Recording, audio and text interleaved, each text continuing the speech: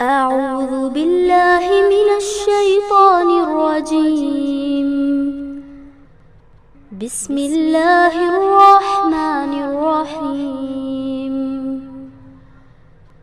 اقرأ باسم ربك الذي خلق. خلق الإنسان من علق. اقرأ وربك الأكرم. الذي علم بالقلم.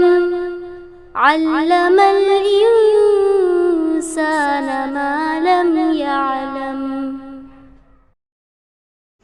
رب اشرح لي صدري ويسر لي أمري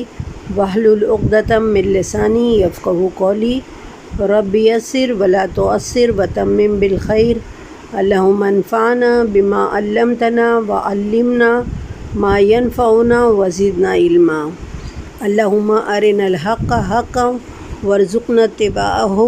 وأرنا الباطل باطلا وارزقنا اجتنابه. پیاری بہنوں، السلام علیکم ورحمۃ اللہ وبرکاتہ. آج ہم سورہ انعام کے 11ویں رکوع کی تفسیر سنیں گے. اللہ تعالیٰ سے دعا ہے کہ اللہ تعالیٰ ہم کو اچھی طریقے سے آپ کو سمجھانے کی اور آپ کو اس کو اچھی طرح سے سمجھنے کی توفیق عطا فرمائے. تو چلیے ہم لوگ شروع کرتے ہیں. اعوذ باللہ من الشیطان الرجیم. بسم اللہ الرحمن الرحیم. وما قدر اللہ حق قدرہ. وما یعنی اور نہیں، قدر اللہ یعنی انہوں نے نہیں پہچانا یا انہوں نے اللہ کی قدر نہیں کی. حق قدر ہی جیسے کہ اسے پہچاننے کا حق تھا. یعنی ان لوگوں نے اللہ کو ایسے نہیں پہچانا جیسے اسے پہچاننا چاہیے تھا. اذ قالوا جب انہوں نے کہا، جب وہ کہتے ہیں کہ ما انزل اللہ کہ نہیں نازل کیا ہے اللہ نے علی بشر من شیء کسی بشر پر کچھ بھی. یعنی وہ کہتے ہیں کہ اللہ نے کسی بشر پر کچھ بھی نازل نہیں کیا ہے. قل آپ ان سے پوچھئے، یعنی ان سے پوچھئے، ان سے کہیے من انزل الکتاب، یعنی ان سے پوچھئے کہ کس نے نازل کی تھی وہ کتاب. الذی جاء بہ موسیٰ کہ جس کے ساتھ حضرت موسیٰ علیہ السلام آئے تھے. نوراً یعنی وہ نور تھی، اور بہدل للناس اور لوگوں کے لیے ہدایت تھی. تجعلونہ کیا تم نے بنا دیا اسے قراطیس ورق. تبدونہا تم اسے ظاہر کرتے ہو تھوڑا. وتخفون کثیرا اور بہت زیادہ حصہ تم اس کا چھپا لے جاتے ہو. وعلمتم ما لم تعلموا اور اس کتاب سے تمہیں وہ کچھ سکھایا گیا ما لم تعلموا جو تم نہیں جانتے تھے.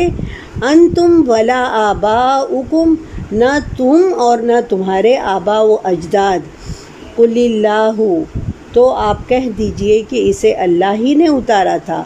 ثم ذرہم فی خوضہم یلعبون پھر اللہ انہیں چھوڑ دیجئے کہ وہ اپنی فضول بحثوں میں یلعبون یعنی کھیلتے رہیں. وہ بہنوں، یہ سورہ انعام کی آیت نمبر 91 ہے. تھوڑی لمبی آیت ہے، تو اس کا ترجمہ دیکھ لیتے ہیں کہ ان لوگوں نے اللہ کو ایسے نہیں پہچانا جیسے اسے پہچاننا چاہیے تھا. کہتے ہیں کہ اللہ نے کسی بشر پر بھی کبھی کچھ بھی نازل نہیں کیا ہے. آپ ان سے پوچھئے کہ جو کتاب موسیٰ علیہ السلام لائے تھے اسے کس نے اتارا تھا. یعنی یہ جو اللہ کے رسول صلی اللہ علیہ وسلم جو قرآن لے کر آئے تھے، تو اس کے اوپر ان لوگوں کو اعتراض تھا کہ کیا ہم لوگوں میں سے اللہ نے کسی انسان کو، کسی بشر کو اللہ تعالیٰ نے پیغمبر بنا کر بھیجا ہے؟ کسی بشر کو اللہ تعالیٰ نے پیغمبر بنا کر کیوں بھیجا ہے؟ اس پر ان لوگوں کو اعتراض تھا، اور وہ کہتے تھے کہ کبھی بھی اللہ تعالیٰ نے کسی انسان پر، بشر مطلب کیا ہوتا ہے کہ انسان پر، اللہ تعالیٰ نے کبھی کسی انسان پر کچھ بھی نازل نہیں کیا ہے. تو اللہ تعالیٰ ان سے فرما رہے ہیں کہ آپ ان سے پوچھئے کہ جو کتاب موسیٰ علیہ السلام لائے تھے اسے کس نے اتارا تھا۔ تو یہاں پر خطاب کس سے ہے بہنوں؟ یہاں پر خطاب جو ہے یہودیوں سے ہے کہ جنہوں نے اللہ کے رسول صلی اللہ علیہ وسلم سے جو ان کو دشمنی تھی، جو بغض تھی، جو حسد تھی، اس کی بنا پر وہ لوگ ایک حقیقت سے انکار کر رہے تھے، جو ان کے یہاں بھی وہ حقیقت جو تھی وہ مسلم موجود تھی۔ وہ کہتے تھے کہ اللہ نے کسی بشر پر کوئی کتاب نازل نہیں فرمائی۔ اس اعتراض کے جواب میں اللہ تعالیٰ نے کہا ہے کہ انہیں اللہ تعالیٰ کی پوری پہچان ہی نہیں ہے، وہ کیونکہ نہ تو اللہ خود لوگوں سے، دیکھے اصل میں کیا ہے، اللہ تعالیٰ خود تو لوگوں سے کلام نہیں کرتا ہے، اور نہ ہی اس کام کے لیے انسانوں کے پاس اللہ تعالیٰ نے کبھی کوئی فرشتہ بھیجا ہے۔ تو اس کی پاسبل صورت، ممکنہ صورت کیا تھی؟ اس کی ممکنہ صورت یہی تھی کہ اللہ اپنا کلام فرشتوں کے ذریعے صرف نبی پر نازل فرمائے۔ اور یہ جو ہے وہ لوگ اس بات کو مانتے تھے، یہودی جو تھے ان کے پیغمبر کون تھے؟ موسیٰ علیہ السلام تھے، اور وہ ان کو یہ پتہ تھا کہ موسیٰ علیہ السلام جو تھے وہ بھی ایک بشر ہی تھے، انسان ہی تھے، آدم کی اولاد ہی میں سے تھے، ان کے ماں باپ بھی موجود تھے۔ تو ان پر جو کتاب اتاری گئی وہ کس نے اتاری تھی؟ اگر یہ کتاب اللہ نے نہیں اتاری تھی تو پھر تم اسے اتنا سنبھال کر کیوں رکھتے ہو؟ اور اس کتاب میں جو ہدایت کی باتیں اور علم کی روشنی کی باتیں ہیں، کیا اللہ کے علاوہ کوئی اور ایسی باتیں بتا سکتا ہے؟ یہ اللہ تعالیٰ نے ان کے اس اعتراض کا جواب دیا ہے کہ وہ جو کتاب جو تمہارے پاس موجود ہے، تورات کی بات ہو رہی ہے یہاں پہ، کہ تورات جو ہے وہ کس نے نازل کیا تھا؟ وہ بھی تو آسمانی کتاب تھی، اس کو بھی تو فرشتہ موسیٰ علیہ السلام کے اوپر لے کر آئے تھے۔ موسیٰ علیہ السلام نے وہ کتاب جو ہے یہودیوں کے، وہ ان کی آسمانی کتاب تھی، وہ لوگ اس کو مانتے تھے، اس کو پڑھتے تھے، ان کے احکام پر عمل کرتے تھے، اور وہ موسیٰ علیہ السلام کو بھی پیغمبر مانتے تھے۔ تو مگر موسیٰ علیہ السلام بھی ایک بشر ہی تھے، وہ ان کو تو مانتے تھے کہ یہ اللہ کے پیغمبر ہیں، اور ان کے اوپر جو کتاب نازل کی گئی اس کو بھی وہ لوگ مانتے تھے، مگر اللہ کے رسول صلی اللہ علیہ وسلم کو کہ بشر ہونے پر ان کو اعتراض تھا، انسان ہونے پر ان کو اعتراض تھا، اور ان کو اس بات پر بھی اعتراض تھا کہ یہ اللہ قرآن جو نازل ہو رہا ہے، جبرائیل جو وحی لے کر آ رہے ہیں، وہ کسی بشر پر کیوں لے کر آ رہے ہیں، کسی انسان پر کیوں لے کر آ رہے ہیں۔ تو ان کے اس اعتراض کا یہاں پر جواب دیا ہے کہ موسیٰ علیہ السلام بھی تو ایک بشر ہی تھے، پھر ان کی کتاب کو آخر تم کیوں اتنا سنبھال کر رکھتے ہو؟ آگے اللہ تعالیٰ فرما رہے ہیں کہ وہ کتاب جس کے ساتھ موسیٰ علیہ السلام آئے تھے وہ کیا تھی؟ نورم و ہدل للناس، وہ کتاب کیا تھی؟ جو لوگوں کے لیے نور تھی اور ہدایت تھی۔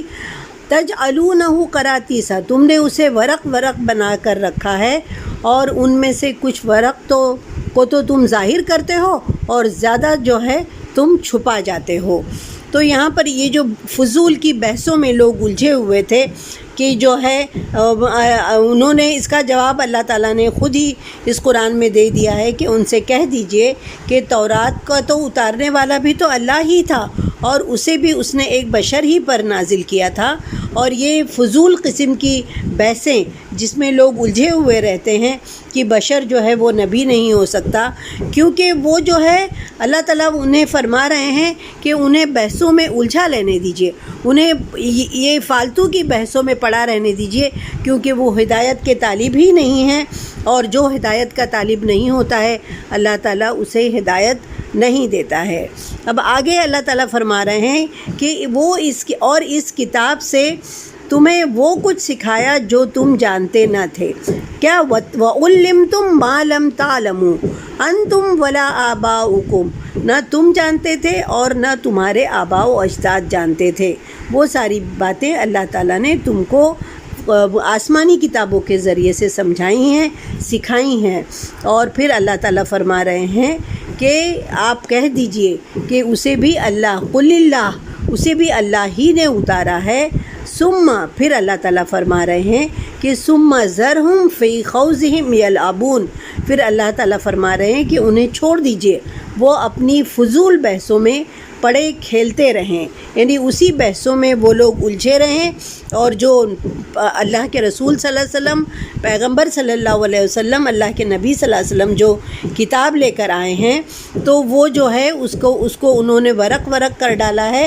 یعنی اس کا جو یہ مطلب ہے ورق مطلب آپ صلی اللہ علیہ وسلم کے زمانے میں جو تورات یہود کے پاس تھی وہ ایک مجلد کتاب کی صورت میں نہیں تھی، یعنی باقاعدہ بک کی صورت میں وہ نہیں تھی، بلکہ الگ الگ اوراق کی صورت میں تھی۔ اور یہود کے لیے یہ جو ہے ان حالت میں اگر کوئی بک ہمارے پاس ہے تو ہم اس میں سے کوئی ایک پیج اگر پھاڑ کر نکالیں گے تو وہ لوگوں کی سمجھ میں آئے گا کہ ہم نے اس میں سے فلاں نمبر کا پیج جو ہے وہ غائب ہے۔ مگر وہ تورات جو یہودیوں کے پاس موجود تھی وہ چونکہ ورق تھی، ایک مجلد بک کی جلد والی کتاب کی صورت میں نہیں تھی بلکہ ورق تھی، اس لیے یہودیوں کے لیے اس کے اندر چیٹنگ کرنا جو ہے وہ بہت آسان ہو جاتا تھا۔ الگ الگ اوراق کی صورت میں جب وہ ہوتا تھا تو وہ جن آیات کو چھپانا چاہتے تھے وہ والا پیج جو ہے وہ غائب کر دیتے تھے، اور جو کچھ اس کتاب میں رد و بدل کرنا چاہتے تھے، تحریف کرنا چاہتے تھے، تو وہ بات جو ہے وہ ان کے لیے بہت آسان ہو جاتی تھی، اور وہ جو ہے اپنے دل سے جو ہے اس کی تعویل کرنا شروع کر دیتے تھے۔ اگر ان کو کوئی چیز تبدیل کرنا ہوتا تھا تو نیا ورق جو ہے وہ الگ سے لکھ کر اس میں شامل کر دیتے تھے۔ مثال کے طور پر رجم کی آیت، یعنی اگر کوئی زنا کا شادی شدہ عورت یا آدمی اگر زنا کا مرتکب ہوتا ہے تو اس کو پتھر مار کر ہلاک کر دیا جاتا ہے، یہ رجم اس کو کہا جاتا ہے۔ رجم کی آیت جو ہے وہ جو ان کے یہودیوں میں وہ رجم کی آیت جو تھی تورات میں تھی، وہ کیا کرتے تھے، وہ والا پیج جو ہے وہ اس کو چھپا لے جاتے تھے، اور وہ پیج جو بیچ میں سے نکال کر وہ اسے غائب کر دیتے تھے۔ تو بہنوں، اس سے یہ ہم کو یہ سمجھ میں آیا کہ تورات جو وہ بھی آسمانی کتاب تھی، وہ بھی جس طرح سے قرآن نازل ہوا وہ بھی اسی طرح سے نازل ہوئی، مگر چونکہ وہ ایک پراپر کتاب کی شکل میں نہیں تھی، پیجز تھے، الگ الگ پیجز تھے، تو پھر ان کے لیے یہودیوں کے لیے وہ اس پر اس کو چیٹنگ کرنا ان کے لیے آسان ہو جاتا تھا۔ جو آیت جو ہے وہ لوگوں کے سامنے نہیں لانا چاہتے تھے وہ پیج غائب کر دیتے تھے، اور اگر اس کے اندر کوئی چینجز کرنا چاہتے تھے تو ایک نیا پیج اس کے اندر ایڈ کر دیتے تھے۔ یہ جو ہے اصلی صورت میں وہ تورات جو ہے وہ لوگوں کے پاس پہنچی ہی نہیں، اسی لیے اللہ تعالیٰ نے قرآن کی حفاظت کا ذمہ جو ہے وہ خود لیا ہے۔ قرآن جو ہے جیسا کہ اللہ کے رسول صلی اللہ علیہ وسلم کے قلب اطہر پر نازل ہوا تھا، آج وہ اسی صورت میں ہر انسان کے گھر میں موجود ہے، دنیا میں موجود ہے، اس میں ایک زیر زبر کی بھی اس کے اندر تبدیلی نہیں آئی ہے۔ جیسا وہ نازل ہوا تھا، جیسا جبرائیل علیہ السلام لے کر آئے تھے، ویسا ہی قرآن ہو بہو وہی قرآن جو ہے آج ہمارے پاس موجود ہے۔ ورنہ جو تورات تھی، انجیل تھی، وہ جو کتابیں تھیں اس کے اندر ان لوگوں نے بہت ساری چینجز کر لیے، اور وہ اپنی صورت میں آج اصلی صورت میں جیسا کہ وہ نازل ہوئی تھی اس وقت کے پیغمبر کے اوپر، مگر وہ اس صورت میں موجود نہیں ہے۔ اور تورات کے بارے میں یہ بھی آتا ہے کہ تورات کی بہت ساری جو آیتیں تھیں اس کی جو ڈیپ میں ڈیپتھ میں ان لوگوں کو وہ سمجھ میں ہی نہیں آتی تھی، وہ آیتیں ان کے علماء یہود کو سمجھ میں نہیں آتی تھی۔ تو جب قرآن نازل ہوا تو اس کی تفسیر جو ہے ان لوگوں کو اس قرآن کے ذریعے سے پتہ چلی کہ ہاں اصل میں اس آیت کا مطلب یہ تھا۔ قرآن میں وہ چیز جو ہے کھول کر بیان کر دی گئی، اور اس سے جو ہے وہ پتہ چلا ان لوگوں کی اس کی تفسیر یہ ہے، اس کا اللہ تعالیٰ یہ کہنا چاہتے ہیں، تو قرآن کی آیات کے ذریعے سے ان کو وہ چیزیں جو ہے وہ اچھی طرح سے سمجھ میں آ سکیں۔ پھر دیکھیے آگے کی آیت دیکھیے، وَهَذَا کِتَابٌ، اور یہ کتاب انزلناہ جو کہ ہم نے نازل کی ہے، مبارکن، یہ کیا ہے، برکت والی ہے، بڑی خیر اور برکت والی ہے، بڑی بابرکت کتاب ہے۔ مصدق الذین بین یدیہ، وہ اپنے سے پہلی کتابوں کی تصدیق کرتی ہے۔ وَلِتُنذِرَ، اور اس کا کیا مطلب ہے، کیا مقصد ہے، کہ تاکہ وہ ڈرائیں القری، یعنی مکہ والوں کو، آپ اس کتاب کے ذریعے سے اہل مکہ کو ڈرائیں، ومن حولہا، اور اس کے آس پاس کے لوگوں کو ڈرائیں، والذین یؤمنون، جو لوگ ایمان رکھتے ہیں، کس پر ایمان رکھتے ہیں؟ بالآخرتی، آخرت پر ایمان رکھتے ہیں، ان کو ڈرائیں۔ یعنی اللہ تعالیٰ یہاں پر یہ فرما رہے ہیں کہ یہ جو قرآن ہے اور یہ کتاب جو ہم نے اتاری ہے بڑی خیر اور برکت والی ہے۔ تو دیکھیے بہنوں، یہاں پر اللہ تعالیٰ کیا فرما رہے ہیں کہ یہ جو قرآن ہم نے نازل کیا ہے وہ بڑی خیر اور برکت والی کتاب ہے۔ یعنی قرآن بابرکت کتاب کیسے ہے کہ یہ قرآن کے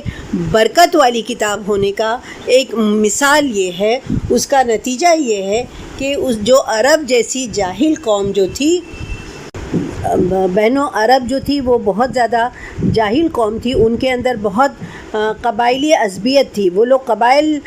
قبیلے میں وہ لوگ بٹے ہوئے تھے اور قبیلے کے لیے وہ لوگ اپنی جان دینے کے لیے تیار رہتے تھے۔ اتنی زیادہ ان لوگوں کے ہاں لڑائی ہوتی رہتی تھی، قبیلے میں بہت زیادہ دشمنی چلی آتی رہتی تھی، اور وہ ہر وقت جو ہے لڑنے مرنے کے لیے تیار رہتے تھے۔ مگر جب قرآن نازل کیا، قرآن کی تعلیمات پر انہوں نے عمل کیا، قرآن کے جو احکام ہے اس پر انہوں نے عمل کرنا شروع کیا، تو وہ جو ہے چند ہی سال کے اندر وہ لوگ ایک مہذب قوم کی طرح سے، یعنی وہ لوگ ایک دم ان کی جو ہے وہ کایا پلٹ ہو گئی، اور جو وہ قوم جو ہر وقت لڑنے مرنے کے لیے تیار رہتی تھی، ان کے اخلاق جو تھے اور ان کی عادتیں تھیں وہ اتنی اعلیٰ بن گئیں کہ وہ جو جاہل اور وحشی قوم تھی، اجڑ قوم تھی، وہ تمام دنیا والوں کی لیڈر بن گئی۔ جو اسلام جب آیا، جب ان کے دلوں میں اترا، جب ان کے دلوں میں گھر کر گیا اسلام، تو وہی قوم جو قبائل میں بٹی ہوئی تھی، وہ لوگ ان کے دل آپس میں جڑ گئے، اور جو ہے وہ اتنے اعلیٰ ظرف کے اندر آ گئی، یعنی وہ جاہلیت جو ہے وہ ان کے اندر سے ختم ہو گئی، اور ان کے اندر اتنی یونٹی آ گئی کہ وہ لوگ جو ہے تمام دنیا والوں کی وہ لیڈر بن گئی۔ بڑی طاقتوں کو اس نے جھکا دیا، بڑی طاقتیں جو ہیں وہ اس کے زیر نگی آ گئیں، اور دنیا کے ایک کثیر حصے پر قابض ہو کر جو اسلام کا جو علم تھا اس کو پھیلانے کا سبب بنی، قرآن کی تعلیمات کو پھیلانے کا وہ سبب بن گئے۔ کون لوگ بنے؟ وہی عرب اور جاہل لوگ جو تھے، عرب کے جو جاہل لوگ تھے، وہی لوگ اس کا ذریعہ بنے کہ قرآن کی تعلیم کی وجہ سے، قرآن کی تعلیمات کی وجہ سے وہ انہوں نے ذلت کی گہرائیوں سے نکل کر وہ عزت کے بلند مقامات پر ان کو پہنچا دیا۔ یہ کس کا اثر تھا بہنوں؟ یہ قرآن کی تعلیمات کا اثر تھا۔ تو بہنوں، جو یہاں پر نازل ہوا ہے، قرآن کے نازل کرنے کا مقصد جو یہاں پر بیان کیا گیا ہے کہ یہ جو کتاب اللہ تعالیٰ نے نازل کیا ہے یہ بڑی برکت، خیر اور برکت والی کتاب ہے، اور یہ اپنے سے پہلے کتابوں کی تصدیق کرتی ہے۔ یعنی جو اس کی تعلیمات کوئی الگ تعلیم نہیں ہے، بلکہ وہ بھی وہی کچھ سکھاتی ہے جو اس سے پہلے کی توریت اور انجیل میں جو تعلیمات تھیں، وہی تعلیم جو ہے قرآن کے اندر بھی ہے، اور وہی ساری چیزیں جو ہے جو وہ موسیٰ علیہ السلام اپنی قوم کو سکھاتے تھے، عیسیٰ علیہ السلام نے اپنی قوم کو سکھایا تھا، وہی سیم تعلیم جو ہے اللہ کے رسول صلی اللہ علیہ وسلم جو ہے وہ اپنی قوم کو سکھاتے تھے۔ تو اس کا مقصد یہاں پر بتایا، اور اس کے کبھی قرآن نے اپنے سے پہلے کتابوں کی نفی نہیں کی، اس نے ان قرآن کے بارے میں کوئی غلط بات نہیں کی، یا یہ نہیں کہا کہ وہ جو اس سے پہلے جو آسمانی کتابیں نازل ہوئی تھیں وہ اللہ کی کتاب نہیں تھی، ایسا نہیں کہا۔ قرآن جو ہے وہ تصدیق کرتا ہے کہ اس کے پہلے جو کتابیں نازل ہوئی تھیں وہ بھی اللہ تعالیٰ کی طرف سے نازل ہوئی تھی، اور قرآن کے نازل کرنے کا مقصد یہاں پر یہی بیان کیا گیا ہے کہ وَلِتُنذِرَ أُمَّ الْقُرَىٰ وَمَنْ حَوْلَهَا، یعنی آپ اس کے ذریعے سے اہل مکہ اور آس پاس کے لوگوں کو ڈرائیں۔ وَالَّذِينَ يُؤْمِنُونَ بِالْآخِرَةِ، اور وہ لوگ جو ایمان لاتے ہیں آخرت پر، یؤمنون بہ، وہ اس پر ایمان لاتے ہیں، وَهُمْ عَلَىٰ صَلَاتِهِمْ يُحَافِظُونَ۔ اب ان کی ایک خوبی بیان کی گئی ہے کہ جو لوگ آخرت سے ڈرنے والے ہیں، جو لوگ اللہ پر ایمان لاتے ہیں، اور جو قرآن کے ذریعے سے جو لوگ اپنی اصلاح کرنا چاہتے ہیں، تو ان کے اندر یہ خوبی پیدا ہو جاتی ہے کہ وَهُمْ عَلَىٰ صَلَاتِهِمْ يُحَافِظُونَ، اور وہ اپنی نمازوں کو پابندی سے ادا کرتے ہیں۔ تو دیکھیے بہنوں، اس آیت سے ہم کو یہ قرآن جو ہے وہ اللہ کا کلام ہے، اس کے لیے یہاں پر 4 دلائل پیش کیے گئے ہیں۔ سب سے پہلے جو یہ بات بتائی گئی ہے یہاں پر وہ یہ کہ یہ کتاب جو ہے وہ اتنی خیر اور برکت والی کتاب ہے کہ وہ انسان کی زندگی کے ہر شعبے کے لیے ہدایت فراہم کرتی ہے، یعنی انسان کو اپنے ہر مسئلے کا حل جو ہے وہ قرآن میں ہی ہمیں مل جاتا ہے، اور جو ہے ہمارا عقیدہ جو ہے وہ صحیح ہو جاتا ہے، اور ہم انسان کو پاکیزہ زندگی بسر کرنے کی وہ تعلیم دیتی ہے، قرآن ہمیں دیتی ہے۔ اور اس قرآن میں انسانیت کی کامیابی کے لیے بہترین اصول پیش کیے گئے ہیں، یعنی اس دنیا میں انسان کامیاب کس طرح ہو سکتا ہے، وہ اپنی بہتر زندگی کس طرح سے گزار سکتا ہے، اللہ کو راضی کیسے کر سکتا ہے، وہ ساری باتیں جو ہے اس قرآن میں بتائی گئی ہیں۔ دوسری چیز جو یہاں پر بتائی گئی ہے کہ اس کی بنیادی تعلیمات وہی ہیں، سیم وہی کتابیں ہیں، وہی باتیں ہیں جو پہلے کی آسمانی کتابوں کے اندر موجود تھیں۔ یہ کوئی نئی بات نہیں پیش کرتی ہے، بلکہ انہی باتوں کی تصدیق کرتی ہے جو پچھلی کتابوں میں پیش کی گئی تھی۔ تیسری یہ بات یہاں پر یہ بتائی گئی ہے کہ جو کوئی اس کتاب کے غفلت میں پڑے ہوئے لوگوں کو، یعنی یہ کتاب جو ہے غفلت میں پڑے ہوئے، قرآن جو ہے غفلت میں پڑے ہوئے لوگوں کو خواب غفلت سے جھنجھوڑتا ہے اور ان کے برے انجام سے ڈراتا ہے، اور آپ صلی اللہ علیہ وسلم کو ہدایت کی گئی ہے کہ آپ اس کام کا آغاز یعنی کہاں سے کریں، یعنی مکہ سے، مرکزی شہر جو ہے مکہ سے کریں، اور آس پاس کی بستیوں سے اس کی تعلیمات کو عام کرنا شروع کریں۔ اس آیت میں جو ہے یہ بتا کہ آپ ڈرائیں مکہ کے لوگوں کو اور اس کے آس پاس کے لوگوں کو، اس کی تعلیمات کو عام کریں۔ اور آخری بات جو اس میں دلیل کے طور پر یہ بتائی گئی ہے کہ اس کتاب میں سے ہدایت صرف وہ لوگ پائیں گے جو اپنی خواہش نفس کے غلام نہ ہوں، اور اللہ اور روز آخرت کے بعض پرس سے وہ لوگ ڈرتے ہوں، یعنی ہمیں اللہ کے سامنے جواب دہ ہونا پڑے گا، اور اس کی واضح اللہ سے وہ ڈرتے ہیں، تو ان کے رویے میں کیا چیز جو ہے آپ کو کھل کر نظر آئے گی، یہ نظر آئے گی کہ وہ نماز کے باقاعدگی سے محافظت کرتے ہیں، یعنی وہ نماز کی حفاظت کرتے ہیں، نماز کو اپنی وقت کی پابندی کے ساتھ وہ اس کو ادا کرتے ہیں۔ یہ ساری باتیں جو ہے کسی انسان کی لکھی ہوئی کتابوں میں یہ ساری باتیں آپ کو نہیں ملیں گی، یہ صرف اللہ کی طرف سے نازل کی ہوئی کتاب میں یہ ساری باتیں آپ کو ملیں گی، بشرطے کہ انسان اس کو سمجھ کر پڑھے، اس کی تعلیمات پر عمل کرے، تو انسان کے رویے میں، انسان کی شخصیت میں وہ تبدیلی رونما ہو جاتی ہے، جو کوئی بھی دنیاوی کتاب پڑھنے سے اس کے اندر وہ چینجز نہیں آتے ہیں جو اللہ کا کلام پڑھنے سے اس کے اندر تبدیلی آ جاتی ہے۔ آگے دیکھتے ہیں ہم لوگ، ومن ازلم، اور اس سے زیادہ ظالم اور کون ہو سکتا ہے، ممن افترا علی اللہ کذبا، جس نے اللہ پر بہتان باندھا، او قال اوحی الی، جس نے کہا میری طرف وحی کی گئی ہے، ولم یوحا الیہ شیء، حالانکہ اس کی طرف کچھ بھی وحی نہیں کیا گیا تھا، ومن قال، اور یا جو وہ کہتا ہے کہ سأنزل مثل ما انزل اللہ، یا جو کہتا ہے کہ میں بھی ایسی چیز نازل کر سکتا ہوں جو اللہ نے نازل کی ہے۔ تو اس آیت کا یہ ترجمہ ہے کہ اس شخص سے بڑھ کر ظالم اور کون ہو سکتا ہے، جس نے اللہ پر بہتان باندھا، جس نے کہا کہ میری طرف وحی کی گئی ہے، حالانکہ میری طرف بھی وحی کی جاتی ہے، جو یہ دعویٰ کرتا ہے حالانکہ اس کی طرف کچھ بھی وحی نہ کیا گیا ہو، اور وہ جھوٹ بولتا ہے، اور وہ یہ جھوٹ جو ہے وہ اللہ کی طرف منسوب کرتا ہے، یا جو یہ کہتا ہے کہ میں بھی ایسی چیز نازل کر سکتا ہوں جو اللہ نے نازل کی ہے۔ وَلَوْ تَرَىٰ إِذِ الظَّالِمُونَ فِي غَمَرَاتِ الْمَوْتِ، یعنی کاش آپ ان ظالموں کو دیکھیں جب وہ جو ہے موت کی سختی میں مبتلا ہوتے ہیں، وَالْمَلَائِكَةُ بَاسِطُو أَيْدِيهِمْ، اور وہ موت کی سختی میں مبتلا ہوتے ہیں، اور ملائکہ یعنی فرشتے جو ہے باسطو ایدیہم، اور فرشتے ان کی طرف اپنے ہاتھ پھیلائے ہوئے ہوتے ہیں، اور وہ ان سے کیا کہتے ہیں، اخرجوا انفسکم، یعنی لاؤ اپنی جانیں نکالو، الیوم تجزون عذاب الہون، یعنی وہ یہ کہتے ہیں کہ آج تمہیں ذلت کا عذاب دیا جائے گا۔ کیوں دیا جائے گا؟ بما کنتم تقولون، کیونکہ تم کہتے تھے، علی اللہ، اللہ پر، کیونکہ تم اللہ پر وہ کہتے تھے، غیر الحق، ناحق باتیں جو ہے تم اللہ کے ذمے لگاتے تھے، وکنتم عن آیاتہ تستکبرون، اور تم اس کی آیتوں کا ماننے کے بجائے کیا کرتے تھے، ان سے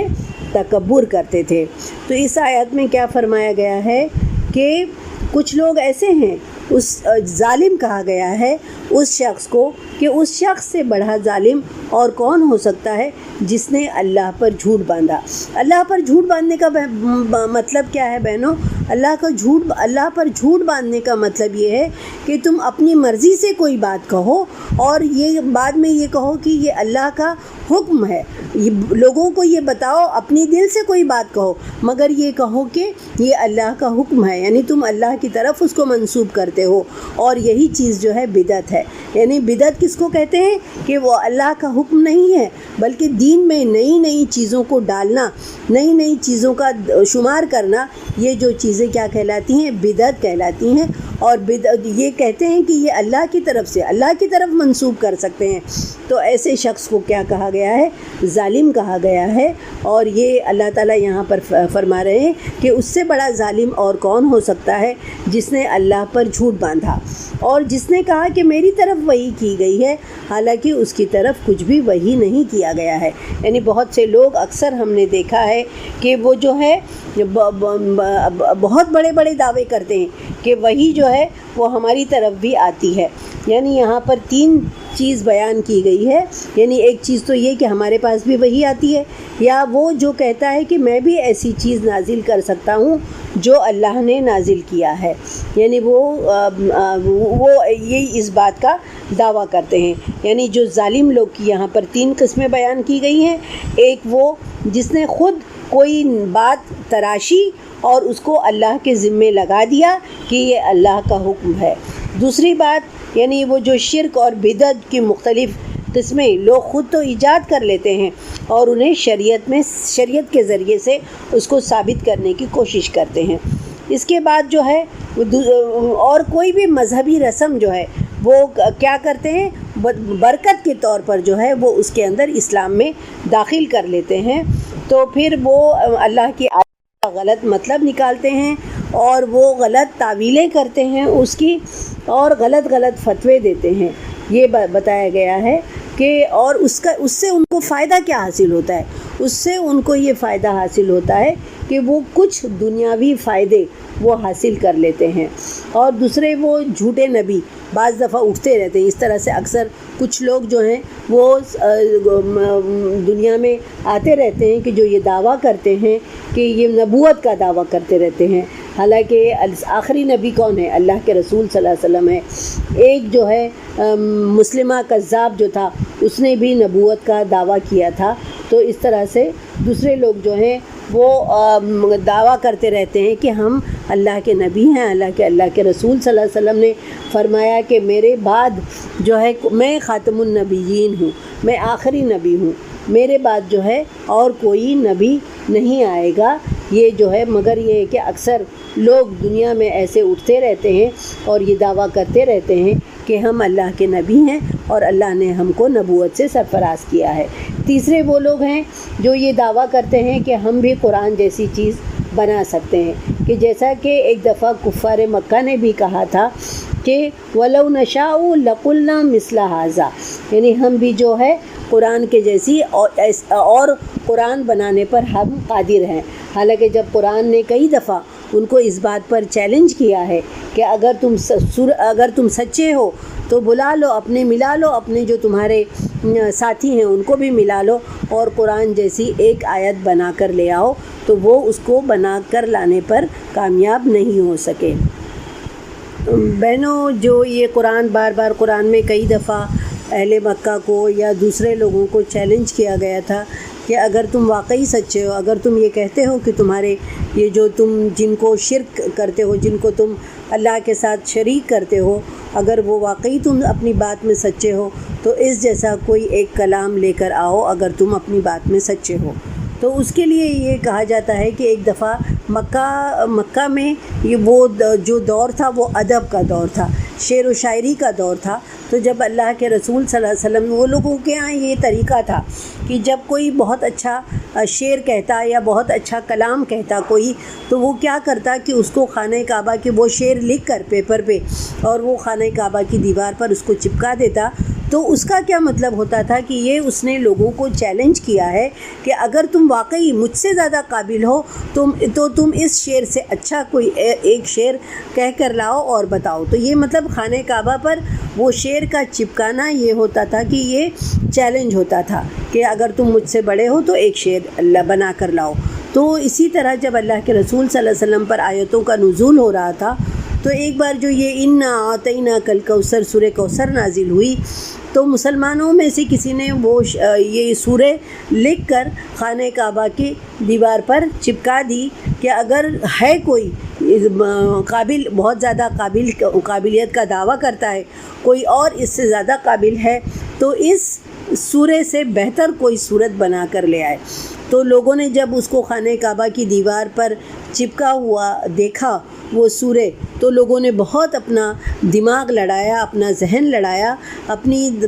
قابلیت جو ہے اس کو دکھانے کی کوشش کی، مگر وہ اس میں کامیاب نہیں ہو سکے۔ بہت غور و خوض کرنے کے بعد انہوں نے ایک پیپر پر لکھ کر یہ انا اعطیناک الکوثر یہ سورہ کے جواب میں انہوں نے نیچے ایک پیپر پر لکھ کر یہ چپکا دیا کہ ما ھذا کلام البشر، یہ کسی بشر کا کلام نہیں ہے۔ یہ بات انہوں نے خانہ کعبہ پر لکھ کر چپکا دی۔ یعنی وہ اس بات کو مانتے تھے، اس بات کا اقرار کرتے تھے کہ ایسا فصیح و بلیغ کلام جو ہے وہ اللہ کے سوا کوئی اور نازل نہیں کر سکتا ہے، یہ کسی انسان کا کلام نہیں ہے، مگر صرف وہ آپسی ضد، ہٹ دھرمی اور انا جو تھا، ہم کیسے اس بات کو مان لیں؟ اگر ہم نے یہ بات مان لی تو ہمارے باپ دادا جو ہے وہ جھوٹے ہو جائیں گے، یا ہمارا پاور جو ہے وہ چلا جائے گا، ہماری کرسی جو ہے وہ ہم سے چھین لی جائے گی۔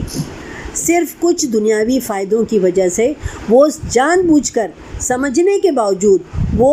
ماننے کو تیار نہیں تھے کہ یہ اللہ کے رسول جو یہ دعویٰ کر رہے ہیں کہ میں پیغمبر ہوں، میرے پاس وحی آتی ہے، کہ وہ اللہ کے رسول کو پیغمبر ماننے کے لیے تیار نہیں تھے، اور وہ جو کلام ان کے اوپر نازل ہو رہا تھا وہ اس کو بھی ماننے کے لیے تیار نہیں تھے کہ یہ کسی اللہ کا کلام ہے، وہ اس بات کو بھی ماننے کے لیے تیار نہیں تھے۔ حالانکہ ان کے پاس اس کو نہ ماننے کا ان کے پاس کوئی ریزن نہیں تھا، ان کو بس صرف ضد، ہٹ دھرمی اور اپنی کرسی ہلتی ہوئی نظر آتی تھی۔ اسی لیے اپنی لیڈرشپ گنوانے کا جو احساس تھا ان کے اندر، اسی وجہ سے وہ اس بات کو ایکسیپٹ نہیں کر رہے تھے کہ یہ محمد صلی اللہ علیہ وسلم اللہ کے رسول ہیں، اور یہ کلام جو ان کے قلب اطہر پر نازل ہو رہا ہے یہ اللہ کا کلام ہے، اور یہ جبرائیل امین اس کو لے کر آ رہے ہیں۔ وہ صرف اسی وجہ سے، ضد اور ہٹ دھرمی کی وجہ سے وہ اس بات کو ماننے کے لیے تیار نہیں تھے۔ اور اس کے بعد بعض لوگ ایسے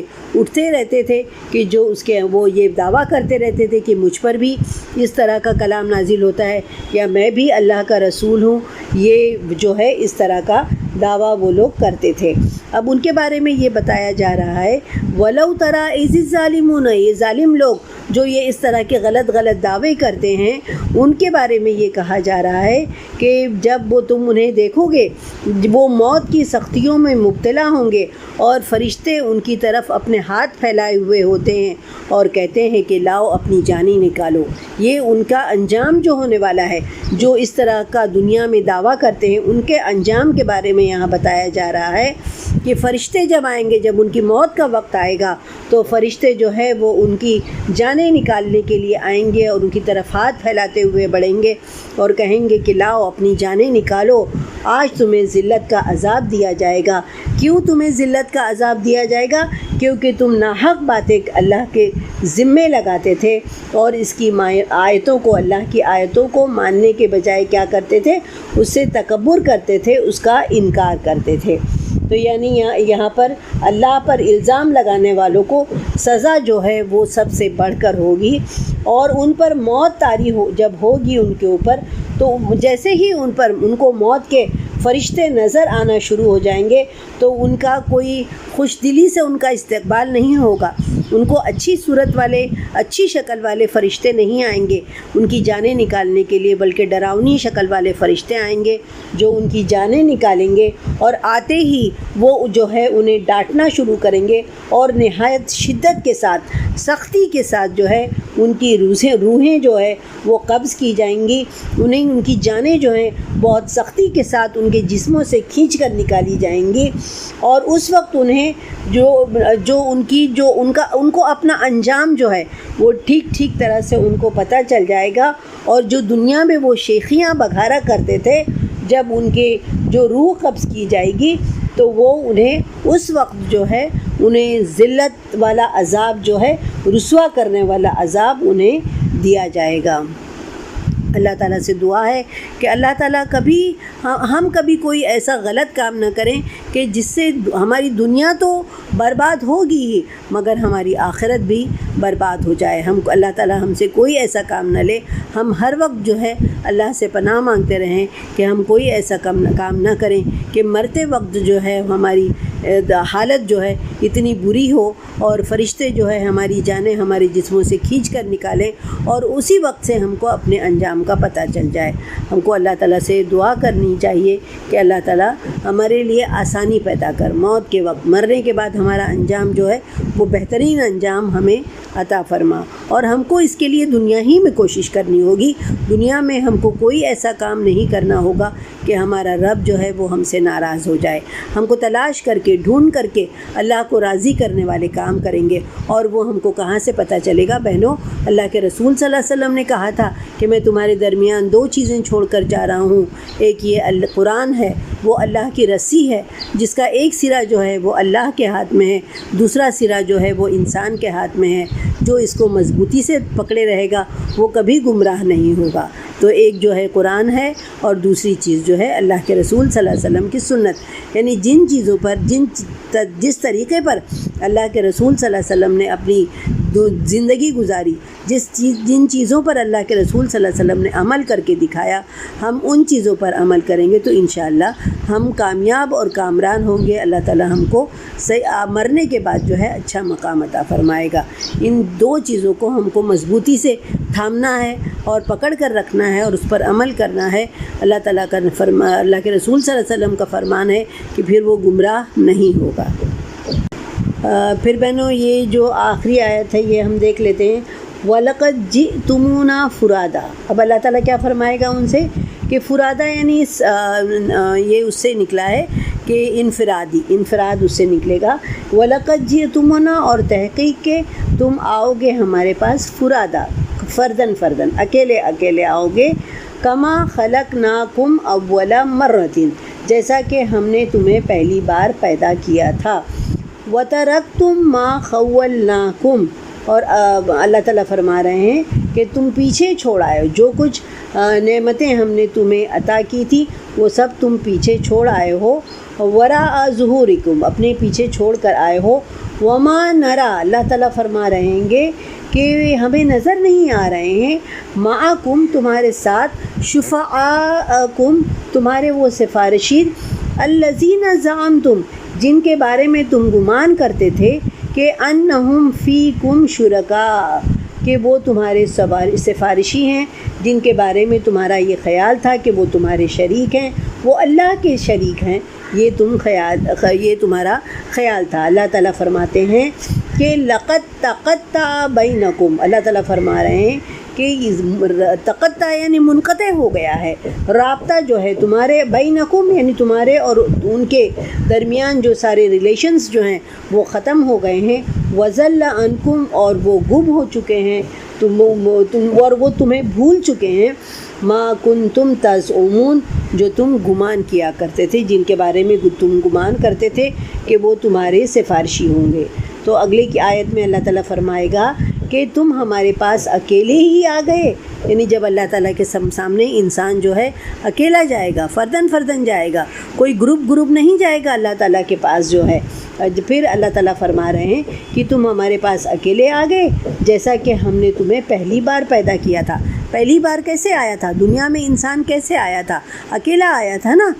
گروپ میں تو نہیں آیا تھا. تو اللہ تعالیٰ فرما رہے ہیں کہ جیسے تم دنیا میں گئے تھے اکیلے گئے تھے، اسی طرح تم آخرت میں بھی ہمارے پاس اکیلے آؤ گے. اور اللہ تعالیٰ نے جو نعمتیں تمہیں عطا کی تھیں وہ سب نعمتیں تم اپنے پیچھے چھوڑ آئے ہو. یعنی ساری نعمتیں جو اللہ تعالیٰ نے دنیا میں ہم کو عطا کی تھیں وہ انسان جو ہے اللہ کے پاس جاتے وقت سب کچھ جو ہے چھوڑ کر چلا جائے گا. بہنوں دیکھیے، جب موت ہو جاتی ہے کسی کی تو اس کے کانوں میں سے جو بھی ہے اس کی جویلری وہ نکال لی جاتی ہے، اس کے ہاتھوں میں جو چوڑیاں ہیں وہ بھی نکال لی جاتی ہیں، اس کے جو